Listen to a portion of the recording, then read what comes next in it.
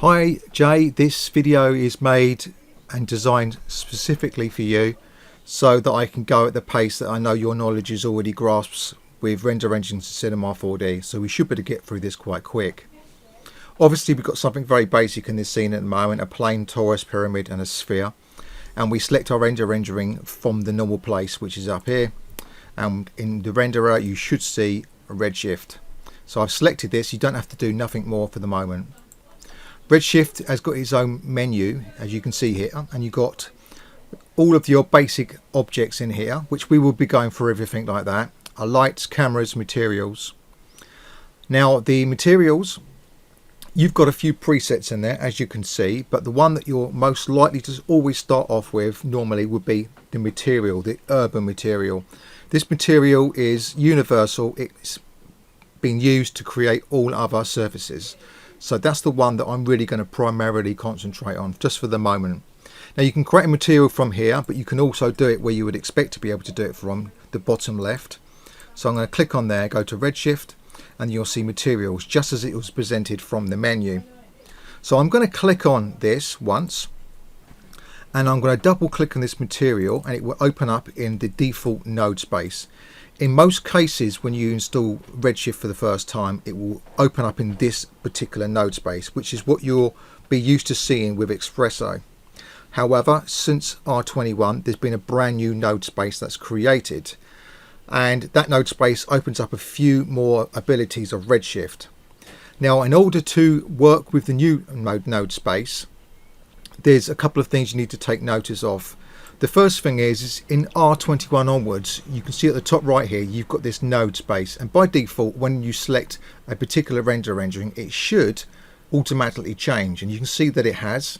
You can see the other render engines that are capable of using the node spaces, so that should show Redshift up in there.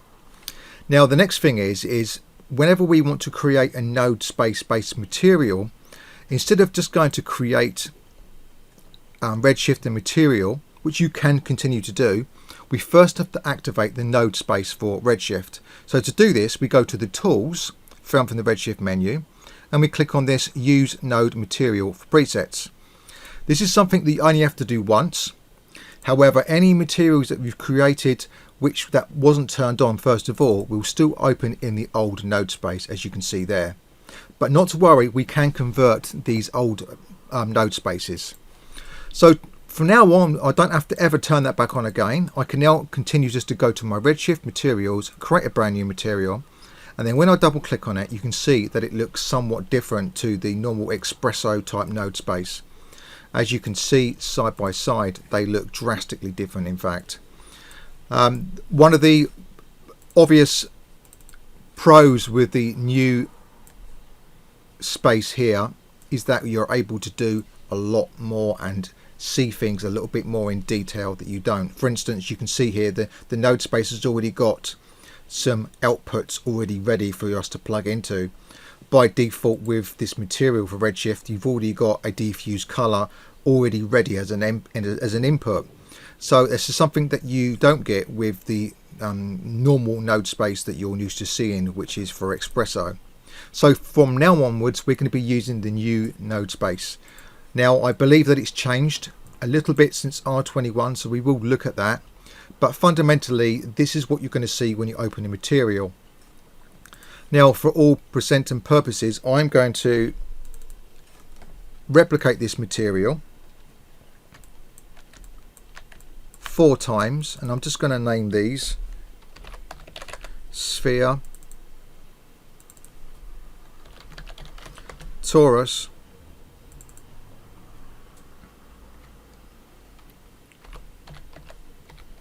pyramid and floor.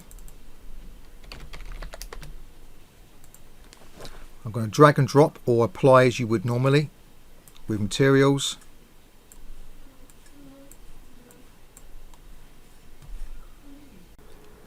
We've got 3 objects. I'm actually going to add a 4th to demonstrate something which is quite important, and we're going to use, let's have a look. I think we're going to go for the sphere again, but we're going to go for a different type.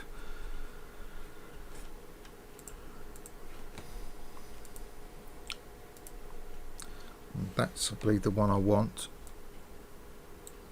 I'll go for something like that. Yep, that'd be good.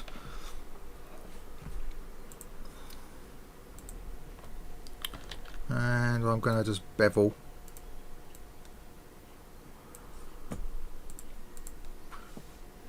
Okay. Just so I can show something with the materials a little bit later on. So I'll just add in another one. In fact, let's push that into the background there. And I'm going to just create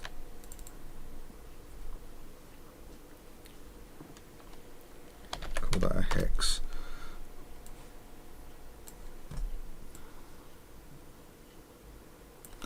Okay, so next thing is we want to get some light into the scene. So for this we go to the Redshift, we go to the lights, and then in the lights you'll see the standard lights that you'll expect to be seeing. For HDR maps you would use the dome light, which you can load in a map into. I will show you that in a minute. But for the time being we're going to go for the good old standard area light just for now.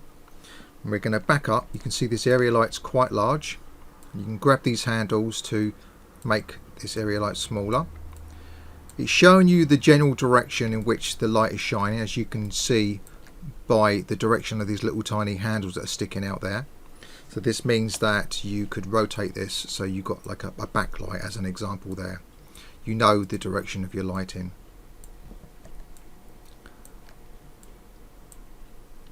So we'll just put that over to the side. Now, as with most lighting, the smaller the light, the more harder the shadows, the larger the light, the more softer the shadows. So if you wanted some nice hard shadows, you would take the light quite small and then increase the overall intensity of that light. So let's just go down there and so we can see something going on with that. Now the next thing is with tessellation for the objects. Obviously you can select these objects and apply the standard subdivisional surface tag, but for Redshift we don't need to do that. However, if you want to see your model smoothed in a viewport, there's nothing to say that you can't, say for instance, select this this hex object that I've named it, still add your subdivisional surface, and just make sure at the render time it does not do anything. Select that to 0. This is just so that we can maybe see what it looks like in the viewport. So we just got a viewport subdivisional surface. There's nothing wrong with doing that, so you can still do that, but I'm going to opt for the other way of doing things and let it only do the subdivision on render time. So to do this we need to add a tag to our objects that we want to subdivide, and I'm only going to do this on a couple. So let's say we're going to do this on the, I say just the sphere as an example there. So we go to the sphere. You can select multiple objects. We can right click, you go to the Redshift tags and you just select this Redshift object tag, and this will enable you to enable certain features for Redshift render engine. The one that we're looking for is the geometry. We click on the override, we enable tessellation, and we enable displacement if we want displacement. If we don't want displacement, we can just allow it to be as it is and it will just subdivide it to be smooth. In general, just like V-Ray, when you take this edge length down, it's going to subdivide it more to be refined, especially for really detailed displacements. However, there is a feature within inside Redshift which is very handy, where you can actually leave this minimum edge length to a rather large value of 4, which would never bring the details out of a displacement map. But by default, when you got the displacement turned on, it's got this enable auto bump mapping. And what this does is it will extract the high frequency details from the displacement map and apply that as bump, and then the rest of the volume will be made up from the displacement, which is why we can have an edge length of as high as 4. If you was to turn off this enable auto bump mapping, suddenly all the detail of that displacement map would be gone, in which case you would have to bring this minimum edge length down to say something like 1 or 2, and then that detail will come out, but it will then make your render times a little bit longer. So this is an auto feature enabled by default, and To be quite honest with you, I hardly ever turn this off at all, because there is no difference in the visual quality. You can have it side by side and you would never tell the difference. It does it that good. So now that I've got that on there, when I go to subdivide this, and I tell you what, let's apply this also to this object here so we can see it in action, our pyramid. So I'm just going to copy this tag with the control key and we'll put it on our, what was it? Pyramid. There we go. So I just chucked it on the pyramid, and when we go to render, this will be smoothed. So I'll just put it onto there. It wasn't supposed to be smooth, but we're going to show you that. Now the next thing you may want to add would be something like a camera. So again, Redshift cameras, we can have the standard camera, or we got another 4 more presets in there. We're going to go for the standard camera, and again, because it's a Redshift camera, we've got some additional features inside there, which is specifically for post effects like the bokeh, distortion, color management, the LUTs levels, color control, bloom. These are all post effects that we can enable from this camera, which is pretty damn nice, and it's very quick. So we've got a camera, we've got a light, and we've got the materials applied with the tags that we want on the materials. Typically you would have a tag on pretty much every single object, because it's bound to be something that you want to be affected for that surface that requires that tag for Redshift. But I've just applied it to 2. The next thing is the obvious thing you would want to do, and that is to see a preview render, the IPR. To activate this, we go up to the Redshift menu, and you can see it's right here, Redshift Viewport IPR. It is what it says. It will start to render in the viewport right away. So when we click on this, it will open up this little tiny bar up here. You can put it wherever you want. You can even dock it, I believe. And then you just click on the play. And then you give it a couple of seconds, and then you'll start to see it render. You can see here, if I just select this object, this was our pyramid, but we've got subdivisional tag on there through the Redshift object tag. And if I just select this right now, and I can just turn this off, this tessellation, and you'll see that it will pop back, and that is how we get the render engine to do the smoothing for us for subdivisional surfaces. We don't want that to happen to the pyramid, so I'm going to just remove this tag for the moment. But what you're seeing now is the real-time preview, the IPR, the interactive preview renderer as it's called, and it's fast enough that you will actually be able to go around and view your objects and even move your objects if you want. So you can certainly rotate and move them, and you can see here there's hardly any lag. Of course that will change just a little bit when you add some more lighting in certain material surfaces. By default, the IPR is working on the basis of a progressive render engine. We can actually turn the bucket mode on, so you actually get to see the full outcome of this. So we're still in our IPR, but each time that we make a change, it will render the whole entire scene with the buckets. But as you can see, it was so fast. You can see it.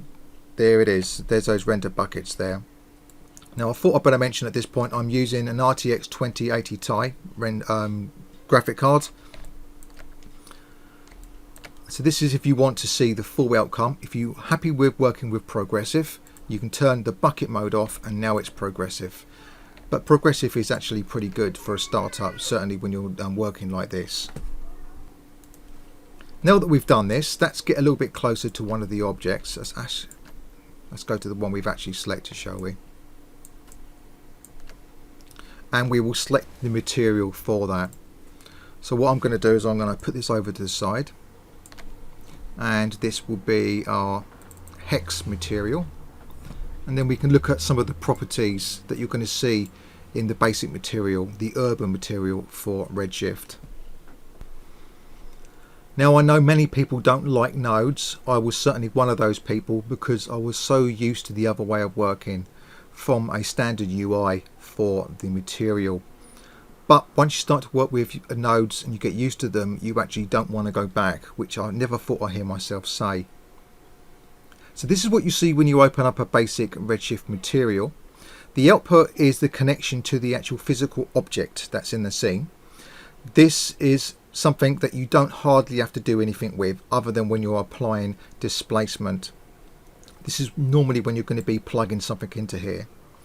Now, in contrast to the standard node space, you won't see all of these outputs by default. You'd have to add them. But in the new node space, which is what we're working in now, you've actually got some predefined ports already open, like the diffuse color, which is an obvious one. You would want to get some diffuse color on there. By selecting the material, you'll see all of the material properties for that material, and that includes all the ones that are pre-selected in the top tab. Now, at the moment, you're able to see all of them straight after each other, and there's quite a lot when you bunch them together. But when you go to the very basics of it, this is the base properties of your surface. This is the primary one you're going to start with. You may start from selecting a simple preset like a glass, for instance, and it will turn that into glass, and then you can start to tweak that preset from this point onwards. If you don't want to work with those presets and you want to stick with this, that's absolutely fine. So I'm going to run through some of the basic things that you're likely to be seeing in any render engine. Only the naming convention might be slightly different. So diffuse, this is all to do with the diffuse of the object and how it responds to light and color. So we will select this and select a color, and hey presto, we now have a greenish kind of turquoise object. The weight of that is to be obviously how much the diffuse weight is going to be applied to light and color. And again, we've got roughness as well, how that responds. These are just basic things that you're likely to see. The next thing you'll likely want to tweak straight away is in the reflection, and by default the roughness is set to 0, which basically means that you've got the highest of glossiness. That's going to be like a snooker ball, a shiny snooker ball. If we will turn this up, you'll start to see all of the reflections start to disappear because, and let's just go maybe to this corner here so you can see this in the IPR, because it's making it refined like a softer surface as you go up. And skin would be kind of 0.5, that's where you would start with skin as an example there. But we're going to leave it kind of a blurry reflection. About here would be quite good to start with. The samples, we've got the samples in there that if you're getting some issues with noise, you can actually adjust the samples per material basis, or you've actually got a global setting which will override in the render settings for the samples of reflection, which tends to clear up things quite drastically and quickly. The next thing is you've got the BRDF type, and as you'll be very familiar with, we've got the normal ones that you'll expect to see, and I particularly like the GGX one. Works quite well. The anastrophe, that works as you would expect, as well as the rotation, so you can actually get a different angle of that anastrophe applied to the object surface. Again, index of refraction is something that you expect to see when it comes to your reflections, and this also goes and can be counterpart to the refraction part of your reflections, which is down below. So when it comes to refraction, we can actually choose to have a color here, so we could have color glass in there in conjunction maybe with the reflections as well, and we can again choose how the refraction is going to be applied. Now it's not being applied right now because it's not glass, so that's just go select our glass preset and then you'll see it in action. And to really put this into perspective, we need to see this applied with an object behind it, so we can see how the refraction is responding. Now we've got the reflection already set up, and we go down, we've got an index of refraction for the reflection at 1.5. But if you go down to the next area here, which is the refraction and transmission, it's saying here that we want to link it to the reflection. So in other words, when we've got this checkbox checked, it's going to use the index of refraction from the reflection, so it stays synced up. If you wanted to, however, you can actually disable this and have independent control over the refraction, as you can see there.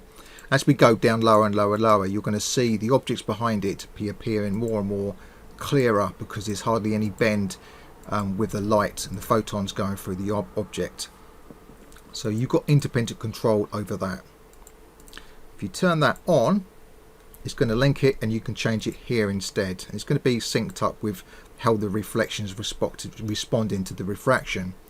Obviously it's not going to look very nice at the moment because we've got no environment to reflect off, which we will be adding, but you can see the basic properties of this.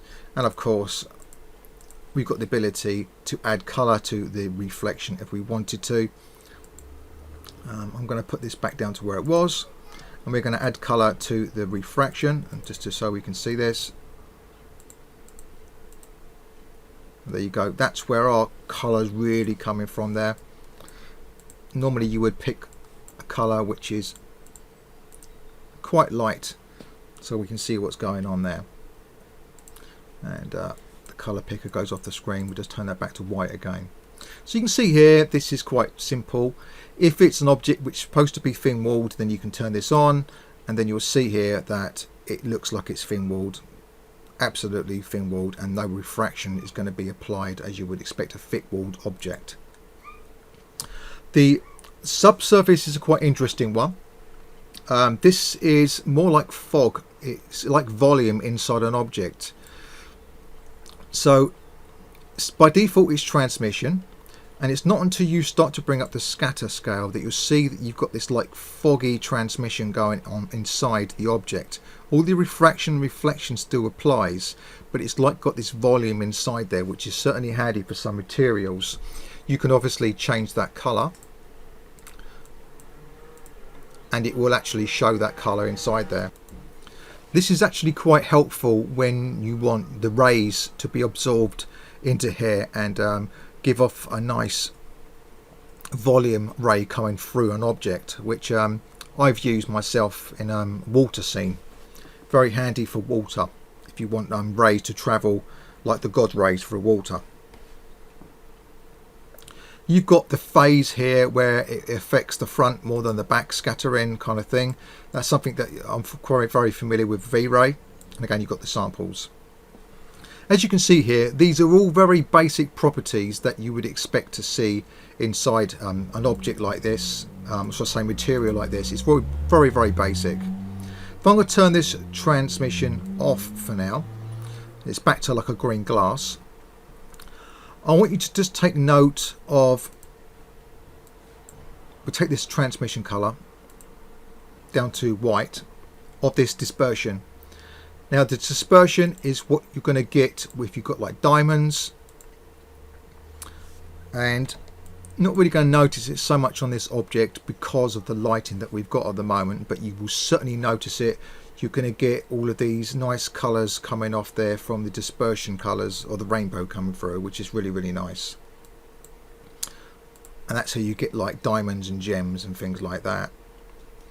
Obviously this transmission color will also give you that tint on green glass.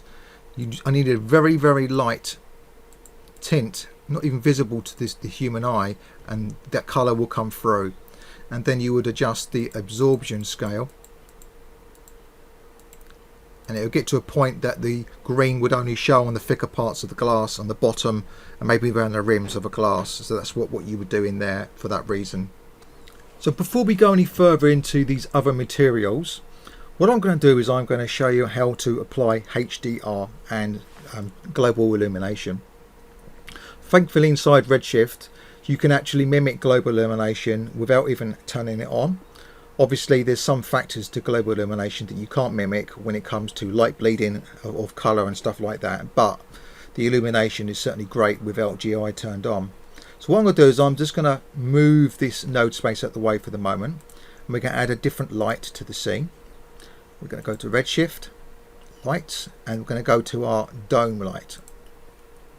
Now the dome light is the light that is obviously a dome. It comes over the scene. It's global, like a illuminating type of light, but it's not using global illumination. But it's a good way to mimic it and fake it, that's for sure. When you're selecting the dome light, you'll notice here that you've got this image path, and you can simply click on the right side here and then load an image in there, or you can go to your browser like I've got here to my other screen, you can see here, and then you can just drag and drop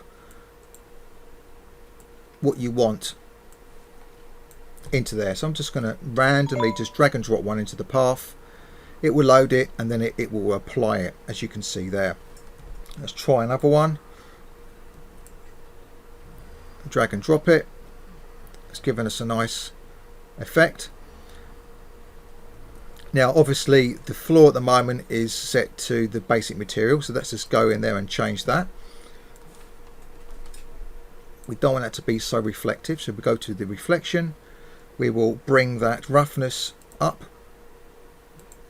We can have like a blurry reflection in there, that'll be fine. We don't want that too crazy. I'm going to change the colour to something a little bit more bluey and darker.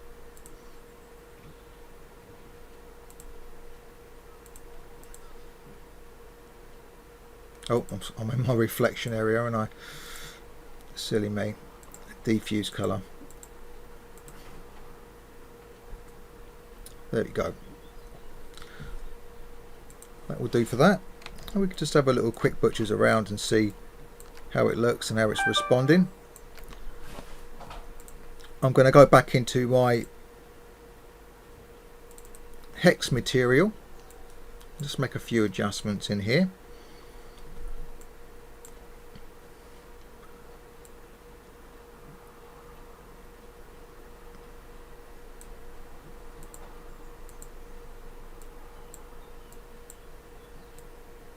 So you get some really nice effects in there. I just want to change this index of refraction. So what we can get going there.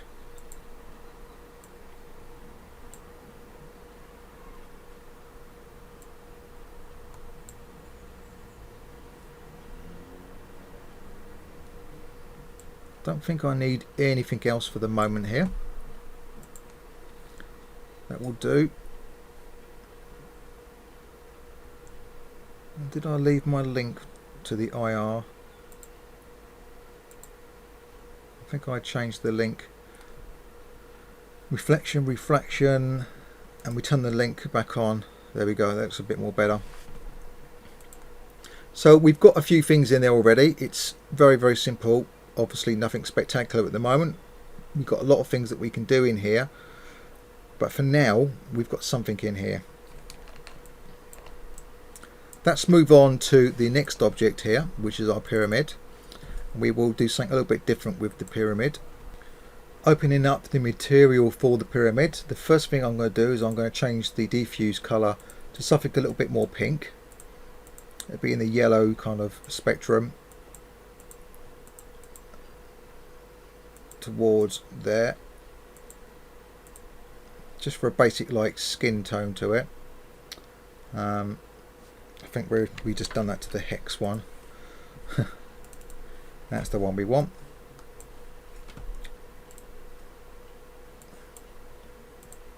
And you don't have to actually close down the node space, you just double click, or just one single click in fact, on a new material, and it will update the node space for the one that you're working on.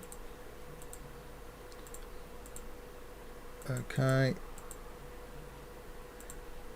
go with that. I'm going to take this roughness to about 50%. I'm going to go now to my multi SSS for subsurface scattering. This is ray trace based, and the first thing that you want to do is turn the amount up to 100 and then bring the scale down much lower, more like down to 1, and then start to work your way up from a scale of 1 onwards. Now the first colour I'm going to choose, we're going for like a fleshy kind of tone to this.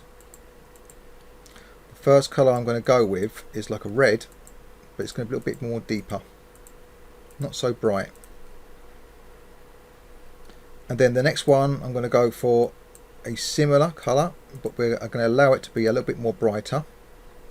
Then the third one is a blue.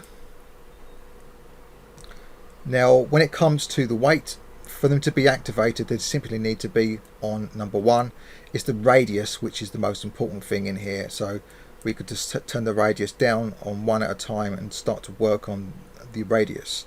Now we can turn the radius, we're working on real world scale here, so I can bring the first radius up to about there. The next one would be a little bit less, say around about sort of 3, and then we can add a little bit of blue tint to that as well, and that's how we would set something up for like skin. Now I'm just going to turn off this IPR just for the moment here, so we can really see this come to effect, because at the moment we really haven't got anything thinner on this object. So that's do just that. We'll create something a little bit more thinner.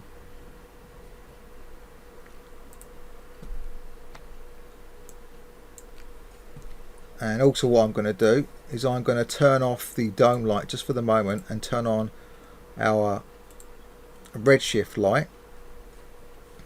And remember, we've got no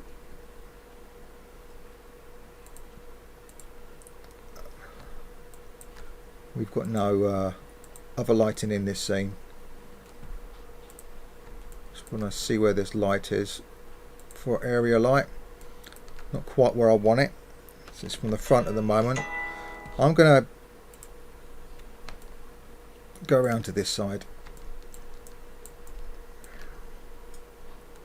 and start up that IPR again.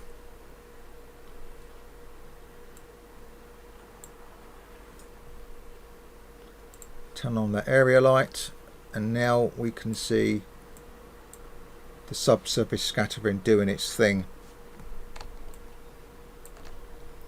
as you can see there. So while we've got that there, push the IPR over to that corner there.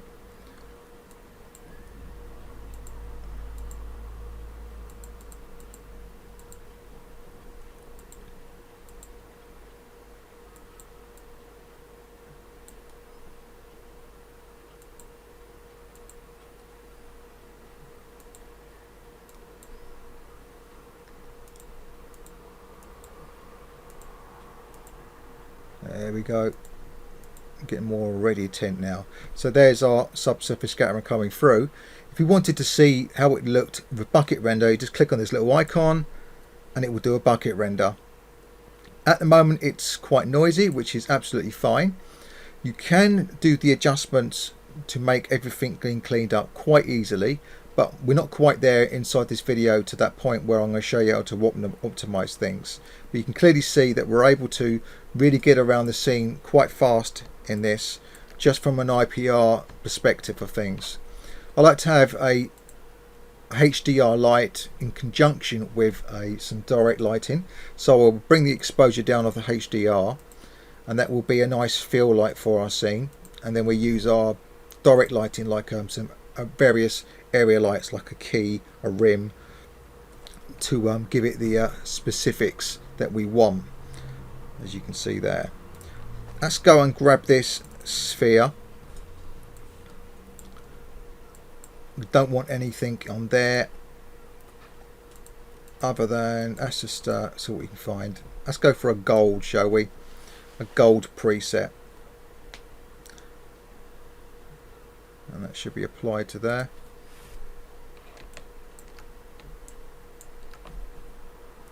Make sure that's applied on there.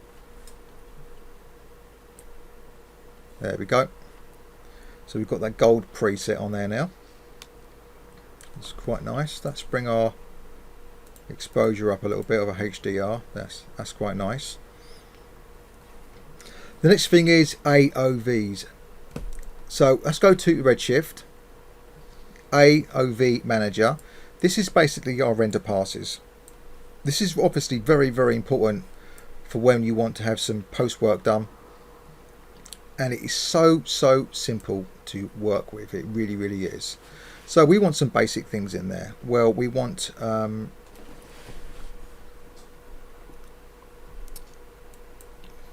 we definitely have reflections. You just drag and drop it in there. We will go with subsurface scattering.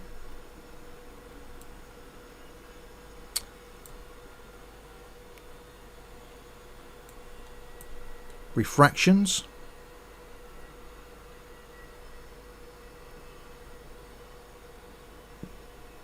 Got no volume in there. We've got no global illumination in there. So we're just chucking diffuse lighting. Now this is with the multi-pass AOVs added. And what we can do from here is we can change to these AOVs, so we can go and just see the subsurface scattering alone.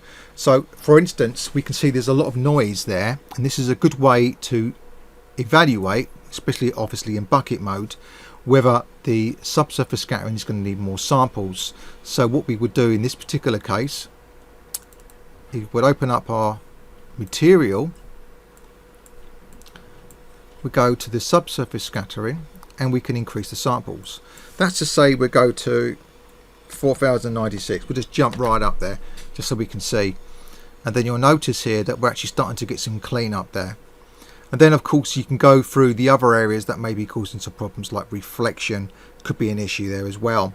But this is typically how you would sort out your problem areas. You would go through your different areas. You got like refraction is only going to show the glass. We should have reflections there. There you go. So reflections. For that you can go to your lighting and change the samples for reflections, but I tend to like to do this as a global thing inside the render settings itself. But just for completeness, I'm going to say select our area light just to show you where this is. Oh, there it is, right at the very bottom there, 16, see there? We turn this up to 1024. You can see that it's starting to clear up things already. But rather than do it inside here, we can do a global override at the render engine level rather than on a per light basis. Or what we can do is we can go to the now new auto sampling, which enables it to evaluate the scene for us. So the automatic sampling, you will go to your Redshift material set, Redshift render engine settings. You'll go to the system and open up experimental options. And down here we got enable automatic sampling, and just by doing this you'll see a drastic change in the scene, and in most cases it does actually a very good job. We go to the beauty pass. You can see here it's not done a bad job at all. And then once you've got this on, what you can do is you can go back to our basics tab in here, and you've got these sampling overrides. Now you can adjust it at this level here, but it tends to increase the overall time period for rendering. So you could actually bring the minimum samples up to say 8, and the samples maximum samples to say 32. But it's a good idea to go the other way and start to go for your sampling overrides. These are global, so what you can do is you can say subsurface scattering could be a problem. So what you can do is you can go in there and select your subsurface scattering AOV. You can go override, and you can start to put in your own values in there. So let's say 4096, you can put that into there. Then if it cleans things up, you can say great, now I know why there's noise there, and you can easily turn that off, and then it will revert back to the settings that are assigned just to the material alone. So that's a quick way to override inside the scene and use your AOVs. So that's pretty good. And the obvious ones would be lighting samples. You can quickly change your lighting samples and see what effects it has there. That would be a normal culprit, and reflection is another one, like blurry reflections. That normally cleans things up. By doing the sampling overrides, it doesn't affect the speed that much as if you was to up the minimum and maximum samples for the unified sampling. So I tend to leave it most times there, which is fine. And of course you can go back to your beauty pass at any point and look for any noisy areas, and then you can select those passes to see whether it was reflection, refraction, subsurface scattering, lighting with these sampling overrides. So that's pretty nice. The other nice thing is the ability to use the built-in denoiser, and this is the optics by NVIDIA. When you turn this on, it does a tremendously good job of clearing up noise. It really does do a good job, and this is a post effect, and it normally applies this effect at the end of the render, and it's definitely well worth having turned on if you're going for the final passes. You've obviously got some settings inside here, but you can actually turn off the denoise, and it won't affect the AIVs, the separate passes, if you don't want that turned on. Or you can just turn it off like that. Go back to our progressive rendering again. That's pretty much it as far as that's concerned. Just casting your eyes back over to the system here, back into our experimental options here. This is where you've got this option for RTX graphic cards, and in some scenes it will actually speed things up using the RTX technology, the ray tracing technology. So you can turn that on and see if that helps. I believe that they've made some serious optimizations in the recent versions for the RTX GPUs, so it's definitely worth having.